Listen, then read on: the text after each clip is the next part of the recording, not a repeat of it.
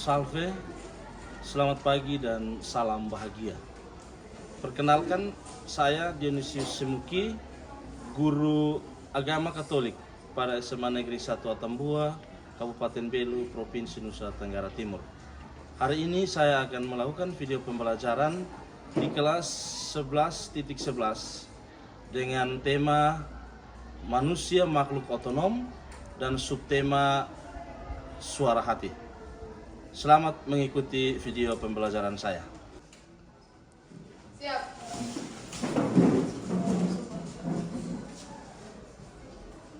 Beri salam. Selamat pagi, Pak.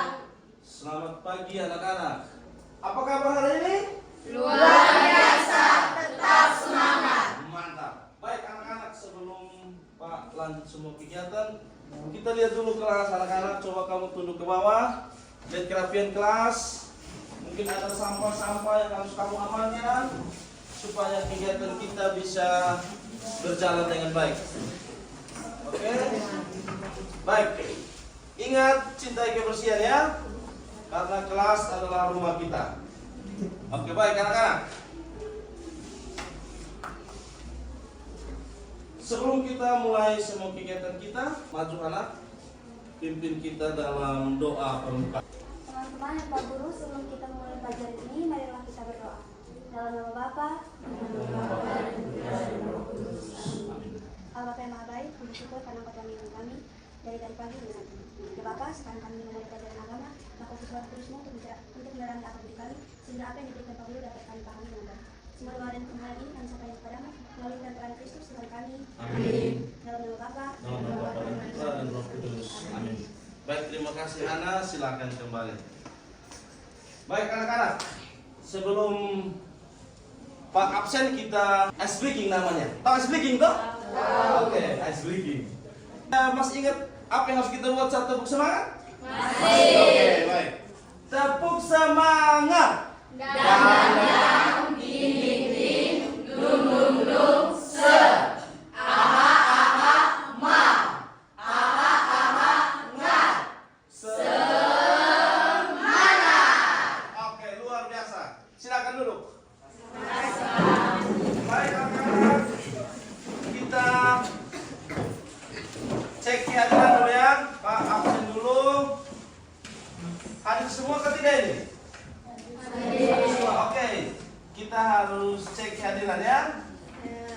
Baik, anak-anak, jangan ke sini lalu acungkan tangan dan katakan hadir seperti biasa ya. Oke.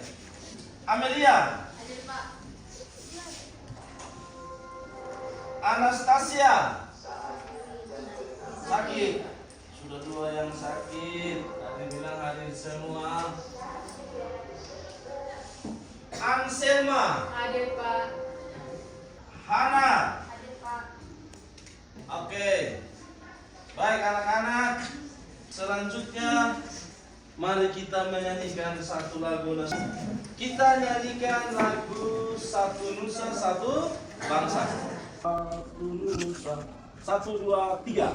Satu nusa, satu bangsa, satu bahasa kita.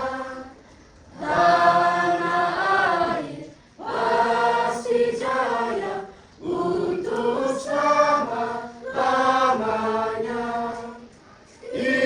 Indonesia pusaka, Indonesia tercinta, nusa bangsa dan bahasa kita bela bersama.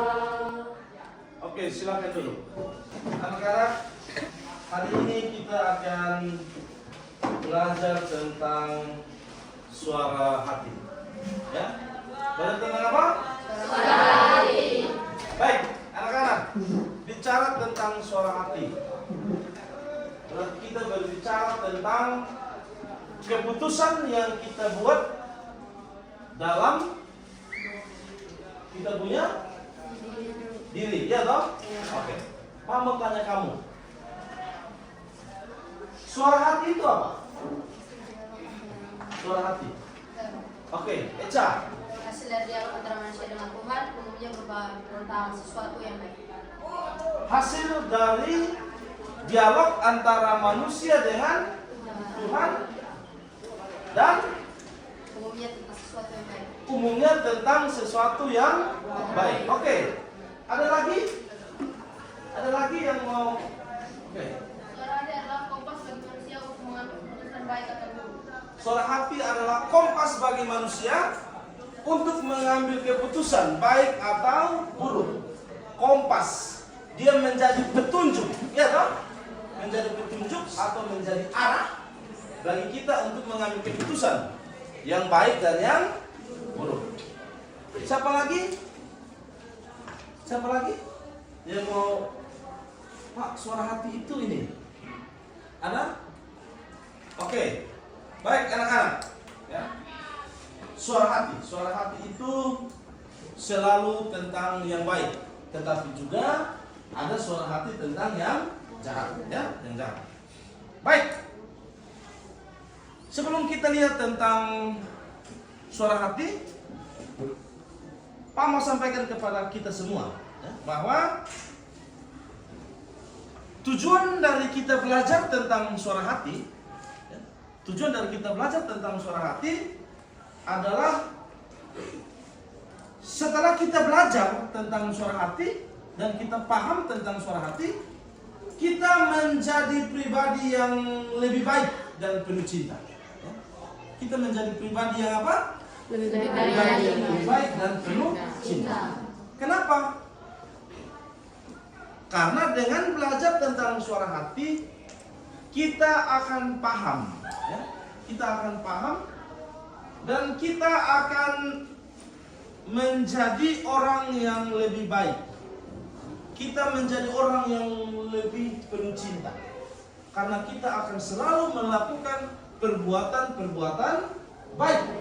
Melakukan perbuatan-perbuatan yang dikehendaki oleh Tuhan kepada kita. Mengerti kan tidak? Mengerti tak? Jadi tujuan dari kita belajar tentang suara hati adalah supaya kita menjadi pribadi yang lebih baik dan penuh cinta. Ya? Baik. Kamu bisa lihat, ya, kamu bisa lihat di layar bagaimana kita harus belajar, ya, tentang suara hati. Selanjutnya, anak-anak, kalau kita belajar tentang suara hati dan kita bertumbuh menjadi pribadi yang lebih baik dan penuh cinta, maka kita akan disenangi oleh orang lain. Lebih dari itu, kita menabung untuk masuk surga. Baik, kita lihat dulu tentang suara hati. Definisi dari suara hati. Tadi kamu katakan bahwa suara hati itu adalah suara yang berasal dari Tuhan. Hasil dialog antara manusia dengan Tuhan. Kompas, arah yang menunjukkan kepada manusia untuk melakukan hal-hal yang baik.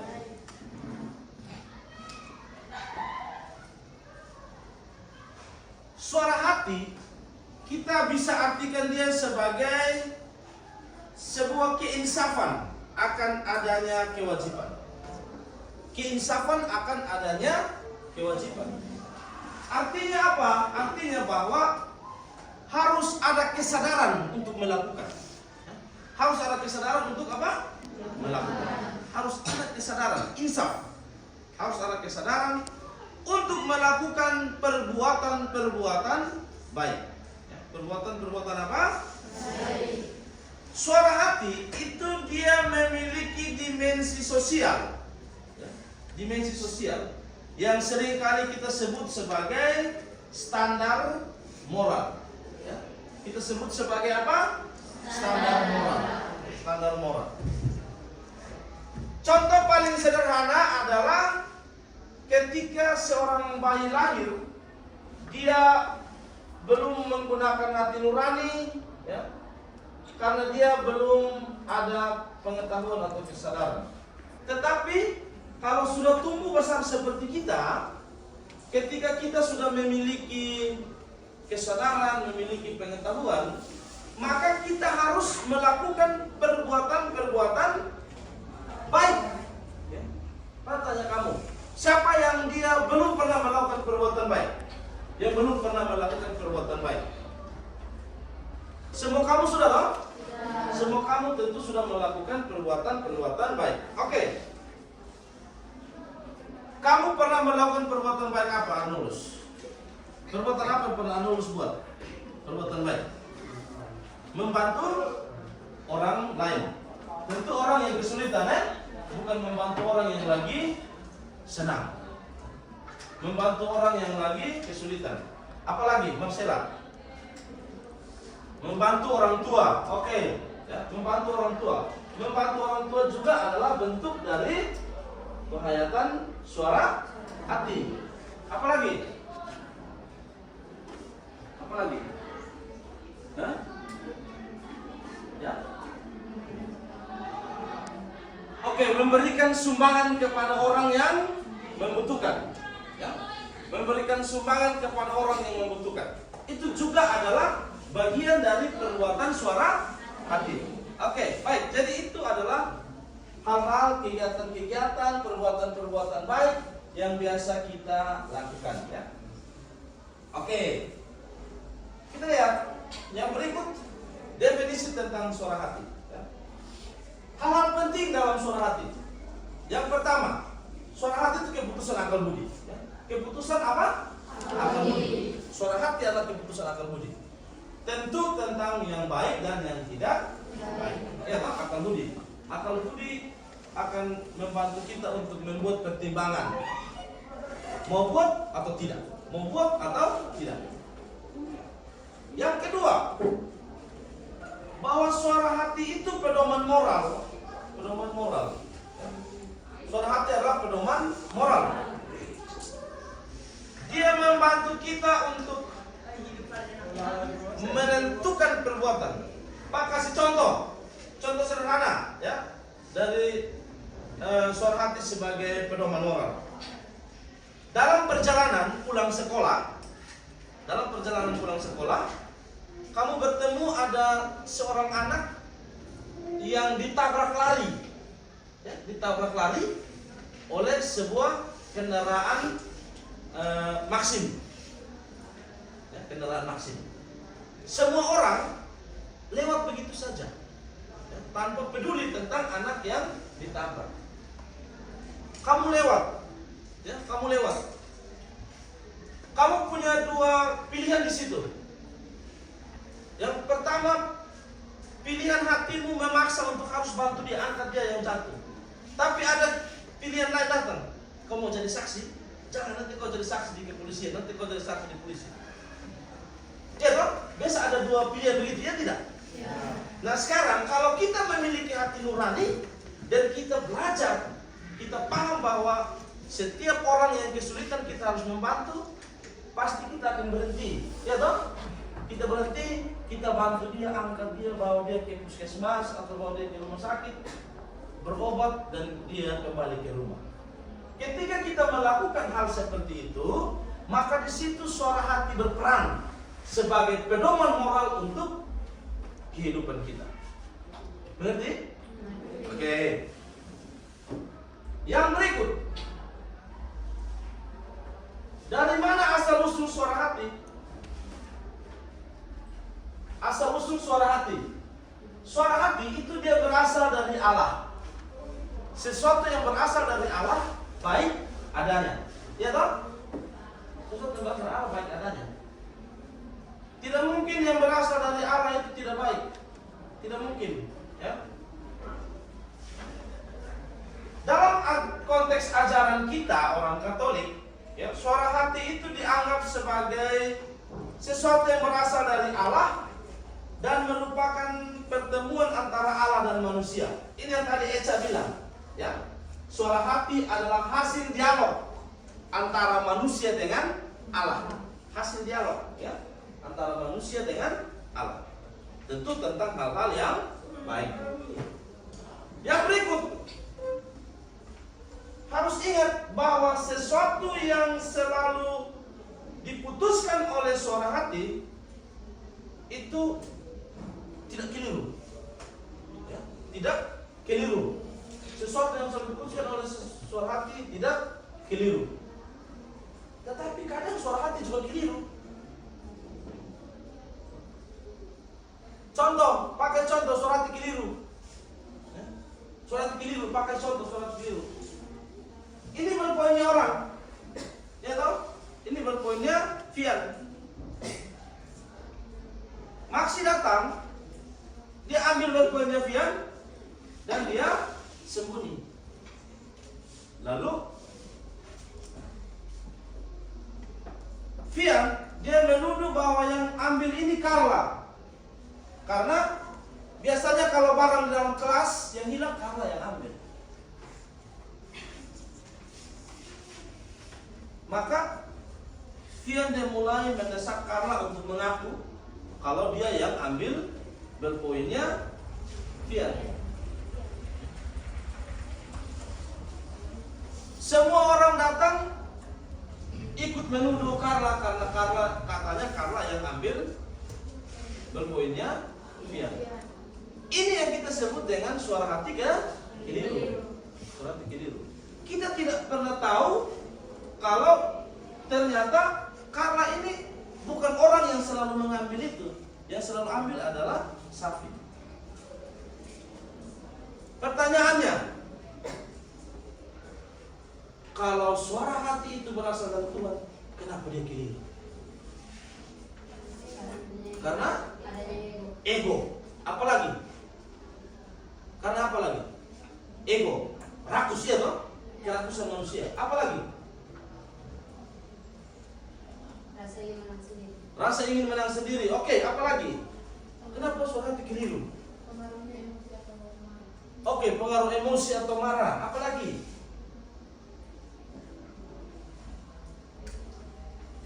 Ingat, ketika orang tidak berefleksi, ketika orang tidak rajin berdoa, dan ketika orang tidak membangun hubungan yang erat dengan Tuhan, maka banyak kali suara hatinya akan keliru.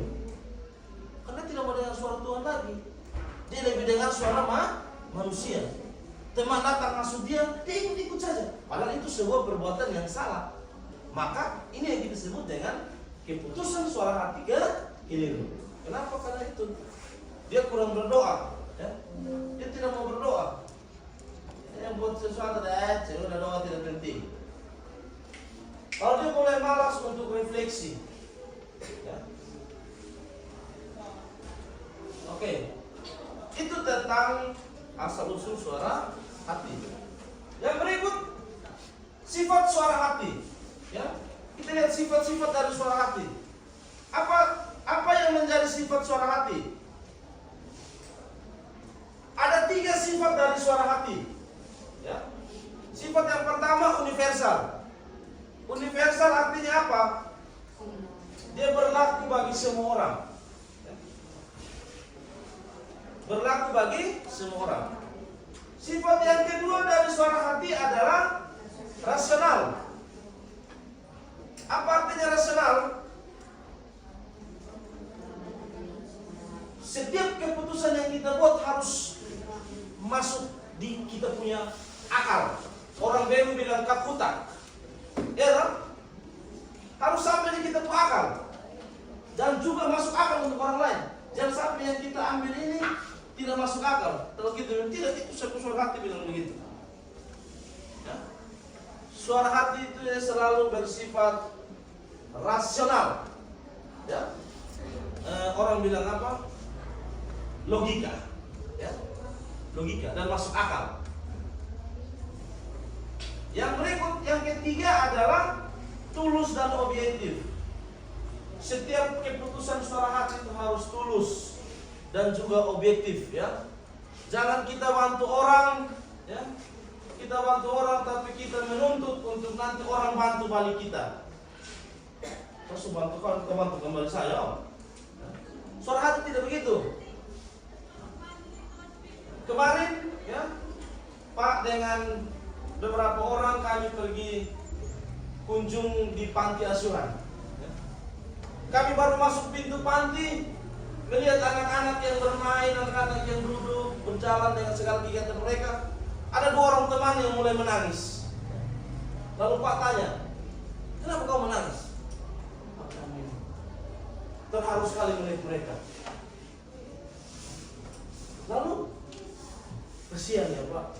Tapi kami berterima kasih kepada Tuhan karena kami tidak mengalami kehidupan yang sama seperti mereka.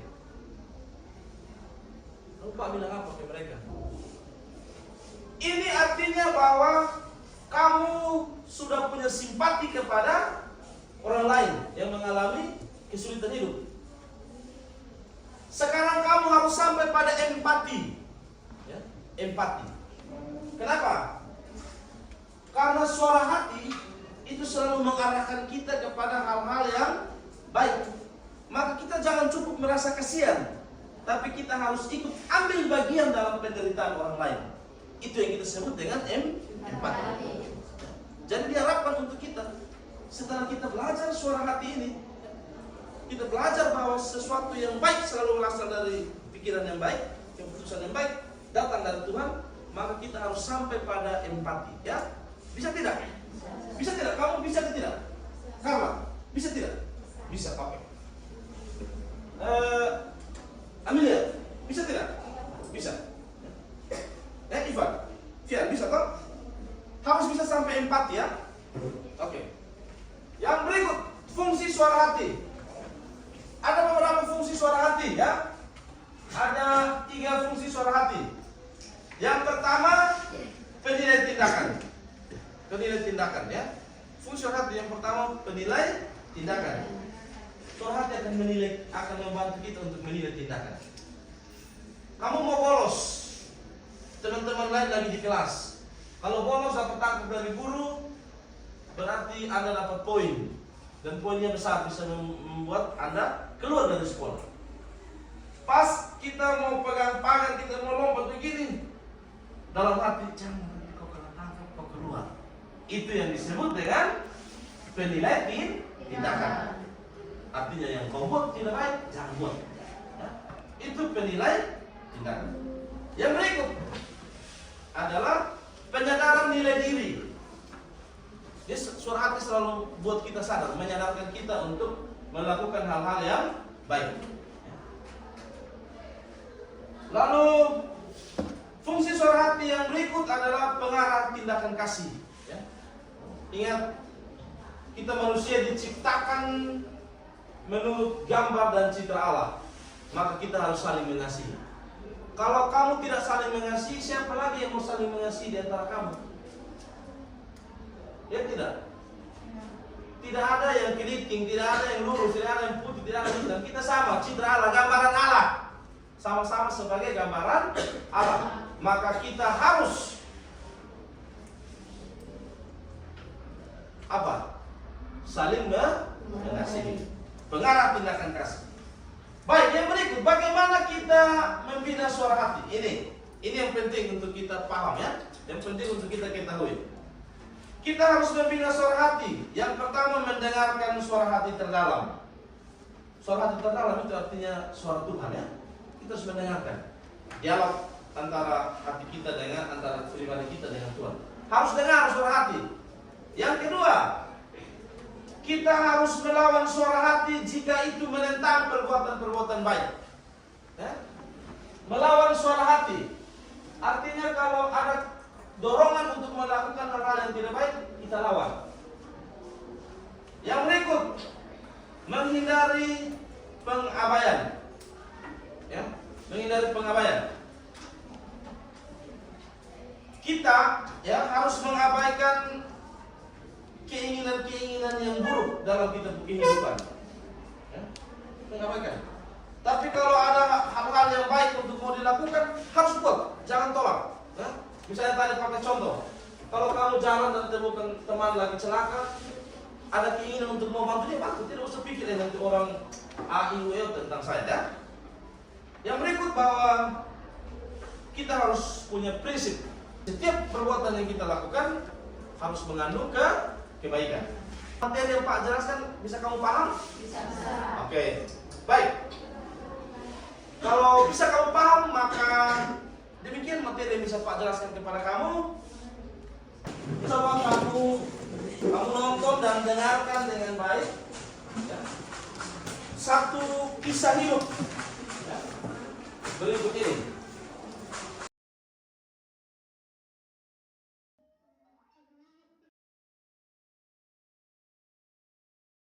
Coba kamu diskusikan ya. Lalu kamu menemukan ya, dalam video ini bagaimana fungsi suara hati ya, dan bagaimana suara hati itu berperan di dalam cerita keluarga Cemana tadi.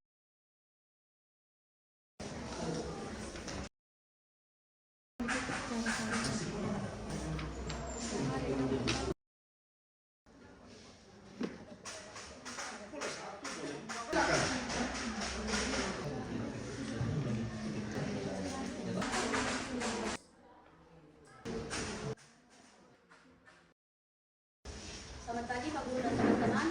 Kami dari kelompok Yunus akan mempresentasikan hasil diskusi kelompok kami. Jadi baik, refleksi yang kami dapat melalui video tersebut berdasarkan kehidupan kami sehari-hari di sekolah ialah ketika suara hati kami tidak berfungsi dengan baik. Misalnya, untuk mendapatkan nilai ulangan yang baik, kami harus menyontek. Dan jika suara hati kami berfungsi dengan baik, misalnya ketika untuk mendapatkan nilai ujian yang baik, kami harus jujur dan juga tekun dalam belajar. Sekian presentasi dari kami. Jika ada pertanyaan, kami persilakan. Baik, kita tepuk tangan dulu untuk kelompok kami dulu. Terima kasih ya. Sudah mereka memberikan refleksi, artinya bahwa ada sesuatu yang bisa diambil ya dari pembelajaran tentang suara hati. Sebelum Pak lanjut pada kesimpulan tentang seluruh rangkaian kita hari ini, ya, Pak minta satu siswa dia bisa membuat sebuah refleksi secara keseluruhan tentang suara hati. Oke, Eca. Refleksi yang saya dapatkan ialah ketika saya menolong orang yang sedang kesusahan, di situ suara hati saya tergerak untuk menolong. Sedangkan ketika saya malas untuk mengerjakan tugas, di situ suara hati saya tidak tergerak. Jadi kesimpulannya, dengan adanya suara hati, kita dapat menentukan hal yang baik dan buruk, dan dapat membedakan mana yang harus dilakukan dan mana yang harus tidak dilakukan. Sekian dan terima kasih. Oke, tepuk tangan dulu untuk Eca. Luar biasa ya, teman-teman. Ternyata suara hati itu memang sangat berperan dalam kehidupan kita. Kalau kita tidak punya refleksi terus-menerus tentang tindakan dan perbuatan yang kita lakukan, maka teman-teman percaya ya, hari ke hari suara hati kita akan menjadi tumpul. Mengapa orang buat salah? Mengapa orang buat dosa? Karena suara hatinya tumpul. Ya, suara hatinya tumpul. Dia tidak mau mendengarkan dialog antara dia dengan Tuhan tadi. Maka, ya, satu kesimpulan untuk kita dalam suara hati ya, satu kesimpulan untuk kita dalam suara hati. Yang pertama, suara hati adalah suara Tuhan. Harus selalu membuka diri untuk berdialog dengan Tuhan lewat doa dan refleksi. Yang kedua, suara hati harus membawa kita sampai pada sikap empati. Artinya kita harus ikut merasakan apa yang dirasakan oleh orang lain, sehingga pengamalan cinta kasih terjadi di sana. Yang ketiga, jangan nodai suara hati dengan egois. Baik, demikian anak-anak ya, kesimpulan dari suara hati. Suara hati adalah suara Tuhan. Suara hati harus membuat kita membangun hubungan cinta kasih dengan orang lain. Dan suara hati jangan pernah dinodai. Bisa diterima? Bisa. Oke, tepuk tangan untuk kita semua. Baik, anak-anak. Demikian demikian pembelajaran kita hari ini tentang musyawarah hati. Untuk mengakhiri pertemuan kita dengan doa. Teman-teman, mari kita ikuti pelajaran ini dengan doa. Dalam nama Bapa, Dalam nama Bapa dan Putra dan Roh Kudus. ya Bapa yang Maha Kasih dan Terima kasih karena Engkau melindungi kami dalam semangat belajar agama ini hingga berjalan ini. Sebab sebentar yang kami nanti dan pelajaran yang kami bawa berani, tolong hiduplah kami agar kami dapat menjalankan aktivitas yang kami lakukan. Semoga dalam semua ini kami akan mengharap pada Kristus Tuhan kami. Dalam Bapa dan